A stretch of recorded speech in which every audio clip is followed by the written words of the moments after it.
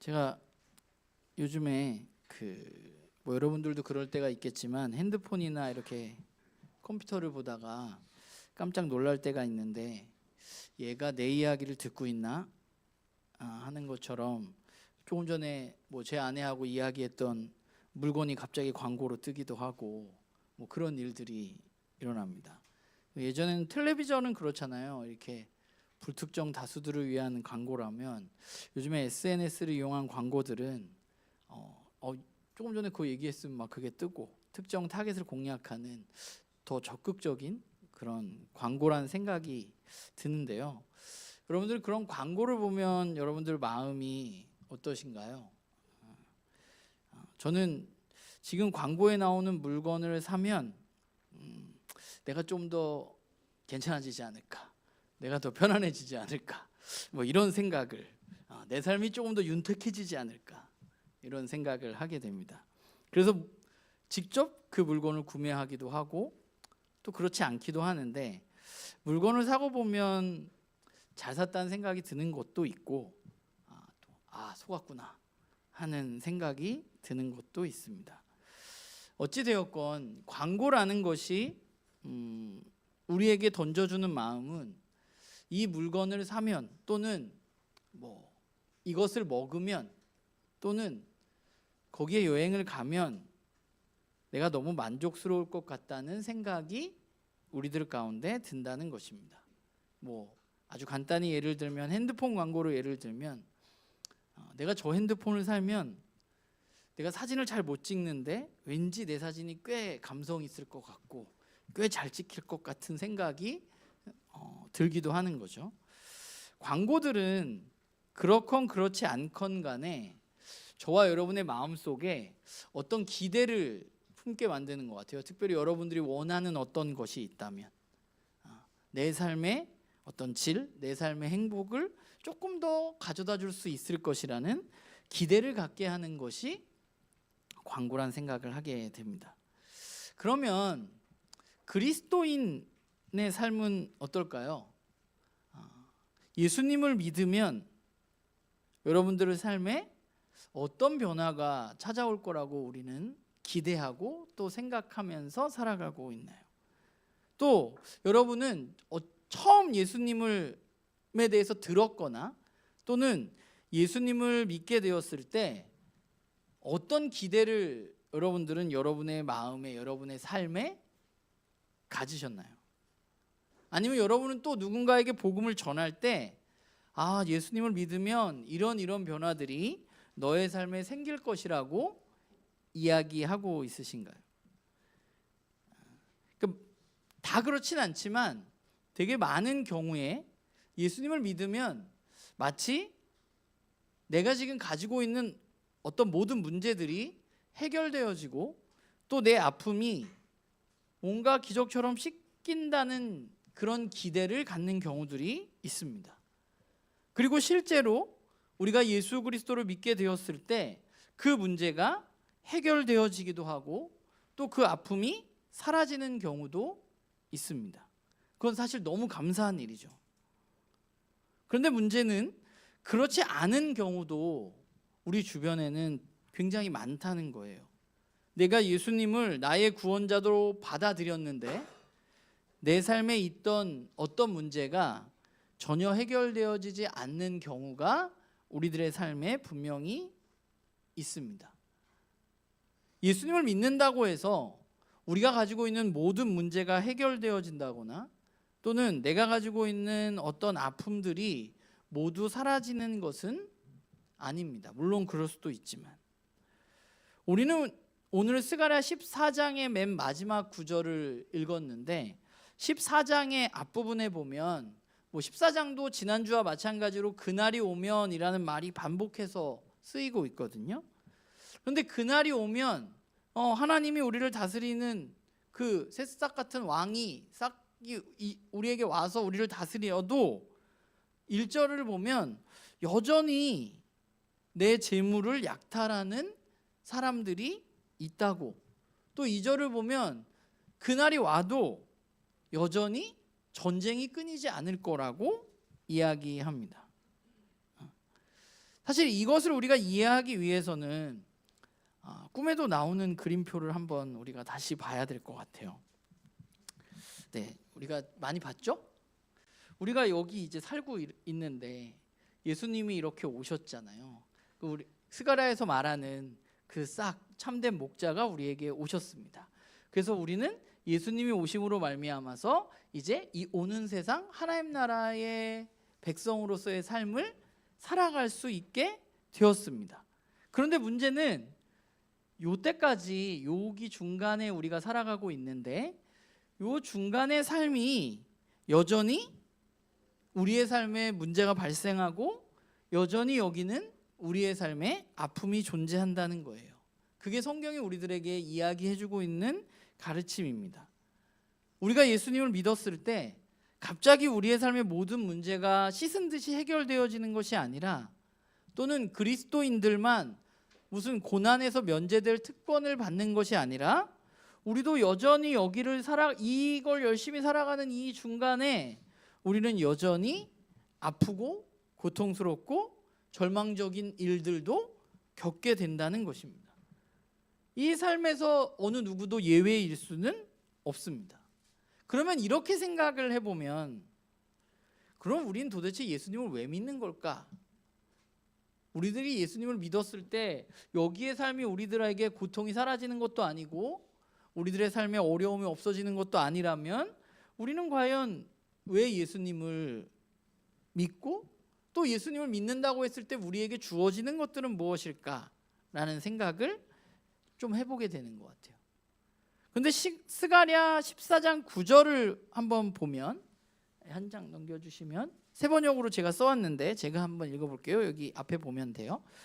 주님께서 온 세상의 왕이 되실 것이다. 그날이 오면 사람들은 오직 주님 한 분만을 섬기고 오직 그분의 이름 하나만을 간구할 것이다 라고 말합니다.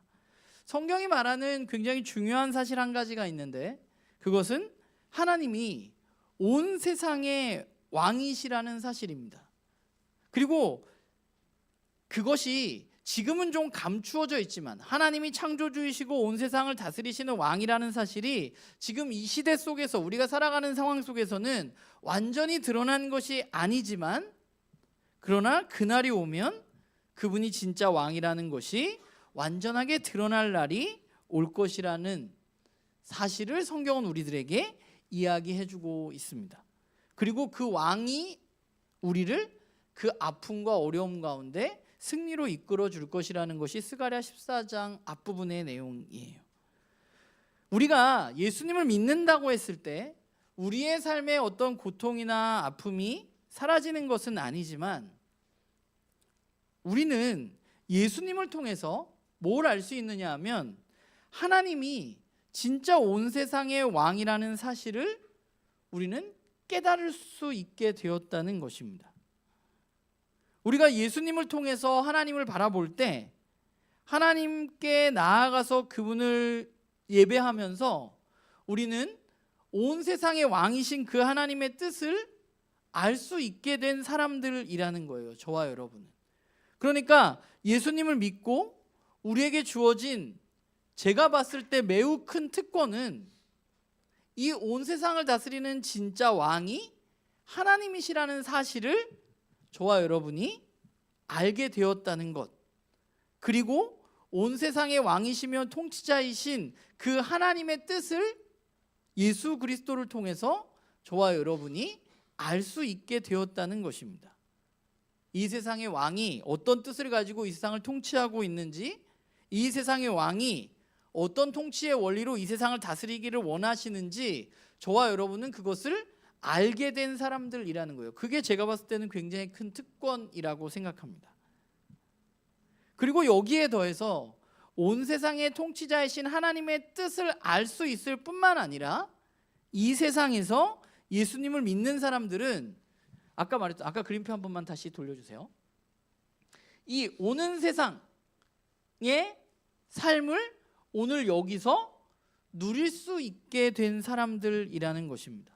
그러니까 우리가 여기 살아가고 있는데 고통은 여전히 있고 아픔도 있어요. 어려움도 있어요. 그런데 우리에게 주어진 놀라운 특권은 이 세상, 하나님이 다스리는 이 우리가 소위 말하는 천국, 하나님 나라를 우리는 이 땅에서 맛보고 누릴 수 있는 삶을 살아갈 수 있게 되는 것이죠. 많은 사람들은 예수님을 믿고 천국 가기를 원합니다. 물론 우리가 예수 그리스도를 믿을 때 우리는 사후에 천국 백성으로서 우리는 살 수 있을 것입니다. 그런데 그게 끝이 아니라 놀라운 사실은 오늘 우리가 살아가는 이 땅에서 우리는 천국의 삶을 누릴 수 있는 사람이 되었다는 거예요. 그러니까 그게 저와 여러분에게 주어진, 그리스도인에게 주어진 놀라운 특권입니다. 그러면 우리가 그 천국을 살아가는데 천국을 살 수 있게 되었잖아요. 하나님이 다스리는 나라를 우리가 살 수 있게 되었어요. 그러면 그 하나님의 나라 천국은 어떤 곳인데 우리가 살게 되면 그게 특권이야. 되게 좋아야 되잖아. 안 좋으면 특권이 아니잖아요. 그곳은 어떤 곳인데 우리는 이걸 특권이라고 말할 수 있을까 생각을 해보면, 여러분은 천국 하면 어떤 이미지가 여러분에게 떠오르세요? 천국 그러면 뭔가 여러분들 머릿속에 지금 떠오르는 이미지가 있을 겁니다. 그러면 생각해보면 여러분이 떠올린 그 천국에 대한 이미지는 어디서 온 건가요? 내가 그런 이미지를 갖게 된, 천국은 이런 곳이야 라는 생각을 하게 된 시작은 어디인가? 제가 어렸을 때는, 요즘은 사실 이런 경우들이 많지 않은데 제가 어렸을 때 신앙생활을 할 때는 그렇게 천국에 갔다 왔다고 말하는 분들의 간증이 굉장히 많았습니다. 그리고 저는 그걸 듣고 자랐고, 그래서 저는 천국이라는 단어를 들으면 그분들의 이야기가 제 머릿속 한켠에 여전히 남아 있습니다. 그런데 그때 들었던 가장 충격적인 얘기는 우리 목사님 아파트는 되게 높고 내 집은 헐었고, 또는 그 반대, 내 집은 되게 좋은데 우리 장로님 집은 굉장히 헐었던데, 이런 간증들이에요. 그게 제가 가지고 있는 천국에 대해 들었던 이야기들이에요. 그런데 중요한 건 그거잖아요. 내가 천국에 갔다 왔다는 사람한테 들은 게 아니라 성경은 우리에게 천국에 대해서, 하나님 다스리는 세상에 대해서 뭐라고 말하고 있느냐 하는 게 사실은 중요한 거잖아요. 사실 우리가 많이 들었던 천국에 대한 이미지는 막 금은 보석들이 막 있고, 막 아까 말했듯이 높은 건물도 있고, 막 초라한 건물도 있고, 막 거기 살고 내 집은 초라하고 막 저 사람 집은 좋고 막 이런 이미지들이거든요. 그런데 이런 이미지들이 성경에 사실 거의 등장하지가 않습니다. 아주 가장 가까운 이미지를 찾아보니까 요한계시록 21장 말씀이 나와요. 요한계시록 21장을 보면 새 예루살렘에 대해서 이제 요한이 설명해 주는 부분이에요. 제가 읽어볼게요. 그 성곽은 벽옥으로 쌓였고 그 성은 정금인데 맑은 유리 같더라. 그 성의 성곽의 기초성은 각색 보석으로 꾸몄는데 첫째 기초석은 벽옥이요, 둘째는 남보석이요, 셋째는 옥수요, 넷째는 녹보석이요, 다섯째는 홍만호요, 여섯째는 홍보석이요, 일곱 번째는 황옥이요, 여덟 번째는 노곡이요, 아홉 번째는 담황옥이요, 열째는 비취옥이요, 열한째는 청옥이요, 열두 번째는 자수정이라. 그 12문은 12진주니 각 문마다 한 개의 진주로 되어 있어서 성의 길은 맑은 유리 같은 정금이더라 라고 요한은 천국의 이미지를 우리들에게 말해줍니다. 이게 제가 봤을 때 어렸을 때 제가 들었던 천국에 대한 이미지랑 가장 흡사한, 거의 유일한 성경의 본문입니다. 그런데 요한계시록을 여러분 읽어보면 요한계시록에서 이야기하는 천국의 모습에서 가장 중요한 것은 오늘 이 본문에 나온 그곳이 보석으로 되어 있다는 게 사실은 중요한 것은 아닙니다. 18절에 보면 그렇잖아요. 벽옥으로 쌓였고 성은 정금인데 맑은 유리 같더라. 21절도 유리 같은 정금이더라 이렇게 이야기하잖아요. 요한이 이렇게 이야기할 수밖에 없었던 이유는 그 천국이라는 곳이 너무 영광스러워서 요한이 이 세상에서 본 것들 가운데 그것으로밖에 표현할 수 없는 부분이 분명히 있었을 겁니다. 그런데 그것이 중요한 것이 아니라 요한이 요한계시록에서 우리들에게 이야기하고 있는 천국의 모습의 가장 중요한 것은 무엇인가 하면 하나님이 사람들과 영원히 함께하는 곳이라는 거예요. 뭐 그게 황금으로 돼 있건 어째 되었건 하나님이 그 천국에 있는 사람들과 함께 하고 있는 것입니다. 우리는 어쩌면 천국이 정말 저렇게 금은보화가 가득한 성곽이었으면 좋겠다고 생각할 수 있지만, 그러나 사실 그것보다 더 중요한 것은 그날이 오면 저와 여러분이 우리가 그토록 바라던 하나님과 영원히 함께할 수 있다는 것이고, 하나님의 다스림을 받는 완전한 하나님 나라 천국의 백성으로 영원히 살 수 있다는 것입니다. 그리고 또 하나 이미지가 오늘 스가랴 14장에 나온 6절 7절도 그래요. 오늘 우리가 찬양했던 부분과 비슷한데 6절과 7절에 보면 빛과 광명이 사라질 것이라고 말합니다. 그런데 되게 특이한 게 빛이 사라졌는데 빛이 있을 거라고 말해요. 근데 요한계시록도 이것과 비슷한 얘기를 하거든요. 빛이 사라졌는데 빛이 가득하다고 말해요. 근데 그 이유가 있어요. 그 이유는 뭐냐 하면 요한계시록 22장 5절을 보면 다시 밤이 없겠고 등불과 햇빛이 쓸데없으니 이는 주 하나님이 그들에게 비추심이라 라고 말합니다. 빛이 사라졌는데, 그런데 새로운 빛이 온 거죠. 그 새로운 빛은 뭐예요?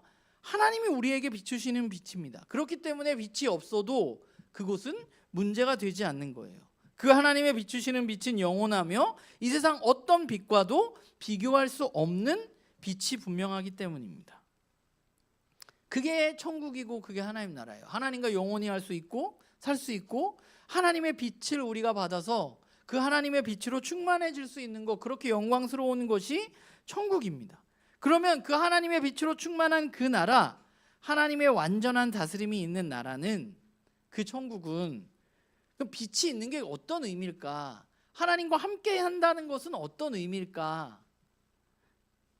성경이 우리에게 이야기하는 하나님이 왕이실 때, 하나님이 세상을 진짜로 다스리실 때는 어떤 일들이 일어나느냐 하면 가장 중요한 두 가지가 있는데, 그 두 가지는 공의로움과 사랑입니다. 하나님이 다스리실 때 나타나는 특징은 하나님 공의로우신 분이기 때문에 이 온 세상을 공의로 다스리십니다. 그래서 하나님은 하나님의 백성인 이스라엘에게 구약 성경에 끊임없이 너희들이 정의롭고 공의로워야 된다고 이야기하시는 거예요. 왜냐하면 하나님의 다스림을 받으면 그렇게 살아야 하기 때문입니다. 세상은 공의롭지 않지만, 세상은 정의롭지 않지만 하나님을 떠나서 정의롭지 않은 거거든요. 그래서 세상은 자신의 이익을 따라서 사람들을 이용하지만 하나님이 다스리는 그 나라는 공의로운 나라, 정의로운 나라입니다. 세상은 약자들을 억압하고 내리누르고 무시하지만 하나님의 나라는, 천국은 약자들이 더 이상 아파하지 않을 수 있는 곳. 우리가 아까 처음에 찬양했듯이 주님의 영광이 나타날 때 저는 자들이 걷게 되어지고 그런 아픔 때문에 고통받지 않는 곳이 바로 천국이 되는 것이죠. 그게 하나님이 다스리시는 나라의 특징이에요. 그리고 또 하나의 특징은 뭐냐 하면 사랑입니다. 성경은 처음부터 하나님이 저와 여러분을 사랑한다고 이야기합니다. 하나님은 공의로우시지만 우리를 너무나 사랑하십니다. 그래서 우리들에게 지속적으로 기회를 주시는 거죠. 그래서 예수님이 이 땅 가운데 오신 겁니다. 그러니까 여러분, 한번 상상을 해봅시다. 우리가 아직 그런 나라를 한 번도 경험해 본 적이 없어서 우리는 이렇게 제가 얘기를 해도 뭐 그런 게 잘 안 와닿는데, 우리가 한번 상상을 해봐요. 과연 그런 나라가 있을까 싶지만 정말로 우리들에게 넘치는 사랑이 가득하고 우리들이 살아가는 세상 가운데 정의와 공의가 반드시 지켜지는 나라가 있다면 그 나라의 백성으로 살아가는 것은 제가 봤을 때는 그야말로 우리들의 삶에 행복을 가져다 줄 것입니다. 하나님은 예수 그리스도를 통해서 저와 여러분을 그 나라로 초대하셨고 그 나라의 백성으로 살아갈 수 있게 하셨습니다. 그날이 오면 우리가 완전히 다스림을 받으면 완전하게 이제 더 이상 고통도 없고 슬픔도 없고 그 나라를 누리겠지만, 그날이 오면, 그러나 그 전에도 우리는 그 나라의 삶을 살 수 있게 된 거죠. 어떻게 살 수 있게 됐느냐? 예수 그리스도를 통해서 하나님은 그 나라의 삶이 어떤지 우리들이 맛보고 이 땅 가운데 살아갈 수 있는 길을 열어주신 것입니다. 바라기는 그래서 우리 나눔교회 식구들 모두의 마음에 또 여러분들의 삶에 천국에 대한 소망, 하나님 나라에 대한 소망이 정말 더더욱 커지기를 주님의 이름으로 부탁을 드립니다. 그럼 그런 소망이 커진 사람들, 그런 소망을 가진 사람들은 오늘 우리의 삶을 어떻게 살아갈 수 있을까? 오늘 우리가 읽은 20절, 21절은 이제 스가랴서의 맨 마지막이잖아요. 20절을 보면 그렇게 나오죠. 그날에는 말방울에까지 여호와께 성결이라 기록될 것이라. 여호와의 전에 있는 모든 소치 제단 앞 주발과 다름이 없을 것이다 라고 말합니다. 성경은 우리가 구약 성경을 읽어보면 하나님이 이스라엘을 부르시고 하나님이 이스라엘에게 율법이라는 것을 주셨습니다. 그리고 그 율법을 주시면서 율법 가운데는 정한 것과 부정한 것이 있습니다. 정한 것은 왜인지는 모르지만 하나님이 성별하신 거예요. 하나님이 구별해 놓으신 거예요. 그래서 레위기를 보면 정한 것, 부정한 것 뭐 이런 이야기들이 많이 나와요. 그런데 20절에 나오는 여호와께 성결, 뭐라고 말해요? 말방울에까지, 이게 발음이 잘 안 돼요. 말방울에까지 여호와의 성결이라 기록될 것이다 라고 말합니다. 그런데 여호와의 성결이라는 말은 어디 나오느냐 하면, 이게 어디 쓰이는 말이냐 하면, 원래 대제사장의 옷에 그 머리에 쓰는 관에 이 폐에 쓰여져 있는 말, 여호와의 성결, 여호와께 성결이라는 말이 쓰여져 있는 것이, 그게 출애굽기에 나와요. 그 대제사장이라는 사람은 이스라엘 백성들 가운데 특별히 구별되어진 사람입니다. 그러니까 그 대제사장의 머리에 여호와께 성결이라는 것은 이 사람이 구별되어졌다는 거예요, 하나님께. 그런데 오늘 말씀은 그날이 오면 어떤 일이 일어나느냐, 당시에 그냥 부정한 동물이라고 여겨졌던 그 말의 장식에도 여호와께 성결이라고 기록될 것이라고 말하고 있는 거예요. 그러니까 하나님이 거룩하다고 한 것의 범위가 어떤 특별한 대상에서 이제 모든 것에게까지 확장되어질 것이라, 모든 것이 하나님 앞에 성결되어지는 그 날이 우리들 가운데 올 것이라는 것입니다. 많은 그리스도인들이 성과 속을 나누어서 생각합니다. 그래서 교회 안에서 하는 것들은 굉장히 거룩한 것이라고 생각하고 세상에서 하는 것들은 굉장히 속된 것이라고 생각합니다. 그래서 교회에서 하는 어떤 일들이 하나님께 더 영광이 되어지고 직장이나 세상에서 하는 일들은 더 그렇지 않다고 생각하는 경우들이 있어요. 그 최근에는 심지어 그리스도인들 가운데 다른 생각 또는 다른 종교, 심지어 다른 정치적인 신념을 가진 사람들을 보면서 비난하고 멸시하는 일들까지 벌어지고 있기도 합니다.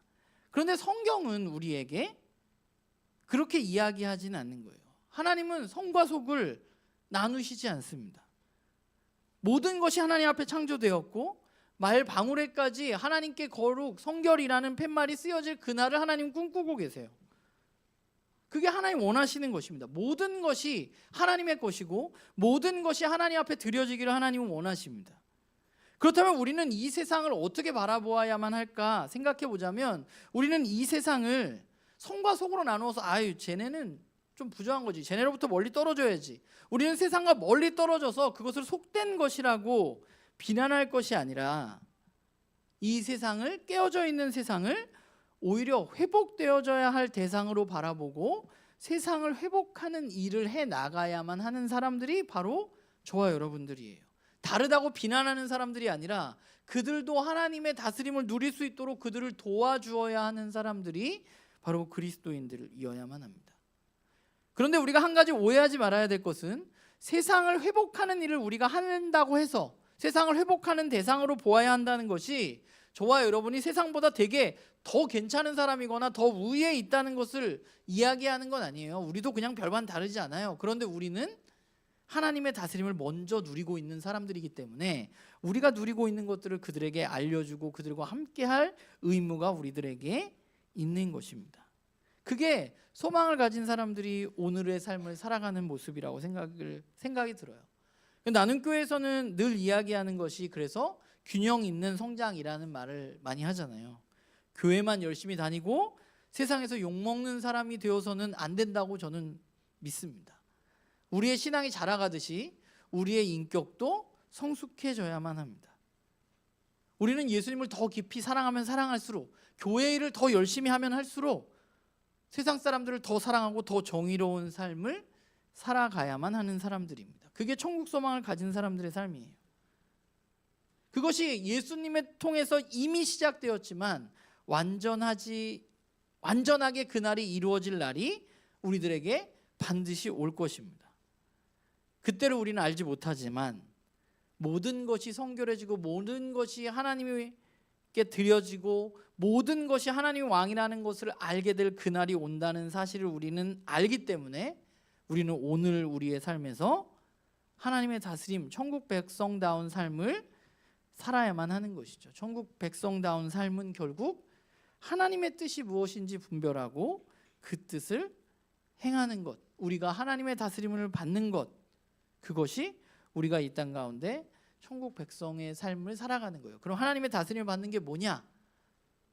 하나님은 정의와 사랑으로 우리를 다스리시니까 우리가 정의로운 삶을 살고 사랑하는 삶을 살아가는 것이 우리가 그 하나님의 다스림을 받는 사람들의 모습입니다.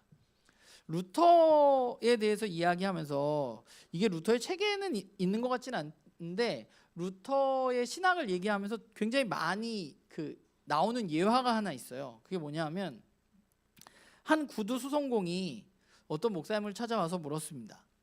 목사님, 제가 예수님을 진정으로 영접했습니다. 이제 제가 어떻게 살아야 할까요? 구두 수선하는 이런 일 따위는 집어치우고 신학을 해서 목사가 되어야 할까요? 아니면 구두 밑창에 제가 십자가를 새겨 넣어야 할까요? 라고 물었습니다. 그러니까 목사님은 웃으면서 이렇게 대답했습니다. 아니요, 성도님. 예수님을 믿는 구두 수송공은 신발에 십자가를 그리는 사람이 아닙니다. 누구보다 좋은 신발을 만드는 사람입니다. 튼튼하고 편안한 신발을 만들어서 손님이 기뻐하는 것, 그것이 바로 구두 수송공의 예배입니다. 이게 우리들의 삶이어야만 하는 것이죠. 아까 처음에 이야기했듯이 여전히 이 이미와 아직 사이에서 살아가는 우리에게는 고난이 있지만, 문제가 있지만, 그러나 구두 수송공의 입장에서 말하자면 내가 만드는 튼튼한 구두 한 켤레가 누군가의 발을 편안하게 하고 또 내가 하는 어떤 일들이, 내가 누군가에게 내가 오늘 사무실에서 하는 어떤 일이 정의를 세우는 일이고 사랑을 나누는 일이라면 그것이 고난 가득한, 여전히 문제가 해결되어지지 않는 이 절망 가운데, 이 세상 가운데 천국 소망을 심는 그런 일이라고 저는 믿습니다. 우리가 고난을 피해서 천국으로 도망가는 것이 아니라 고난 속에서 내 일상을 거룩하게 만들므로 말미암아서 우리는 만물을 회복하는 일에 동참하는 사람들이 되는 것입니다. 직장의 일은, 가정에서는 엉망으로 살아가면서 기도만 많이 하는 것이 거룩이 아니라 우리는 교회에서도, 가정에서도, 직장에서도, 학교에서도 하나님의 천국 백성다운 삶을 살아가야만 하는 것이죠. 제가 예전에 그런 생각을 한번 한 적이 있는데, 이제부터 이거 한번 얘기했던 것 같아요. 법이 갑자기 바뀌어서 대한민국에서 그리스도인은 여기다 명패를 달고 다니라고 하는 겁니다. 만약에 여호와께 성결이라는 명표를 달았다, 그러면 여러분의 삶이 어떻게 바뀔까요? 이걸 안 달았을 때와 이걸 달았을 때의 삶이. 저는 스가랴가 결국 우리에게 이야기해주고 있는 것은 그날에 대한 소망이고, 지금 이스라엘 민족들은 포로기를 겪고 뭔가 성전하면서도 잘 안 되고 절망 가운데 계속해서 빠져 있지만 스가랴는 계속 외치거든요. 그날이 오면 하나님이 이렇게 너희를 다스리는 날이 올 거야 라고. 오늘 우리도 마찬가지입니다. 우리도 여전히 절망 가운데 있고 여전히 힘든 일들이 우리 가운데 있지만, 그러나 그날이 오면, 하나님 완전하게 다스리는 날이 오면 우리가 읽었던 말씀의 일들이 이루어질 겁니다. 바라기는 우리 나눔교회 식구들이 오늘을 그날처럼 사는 사람들이었으면 좋겠어요. 우리의 말, 우리가 어떤 하는 일, 모든 것들이 여호와께 성결이라는 그 말이 새겨져 있는 삶으로 오늘을 살아가는 그런 우리 모두가 되기를 주님의 이름으로 부탁을 드립니다. 기도하겠습니다.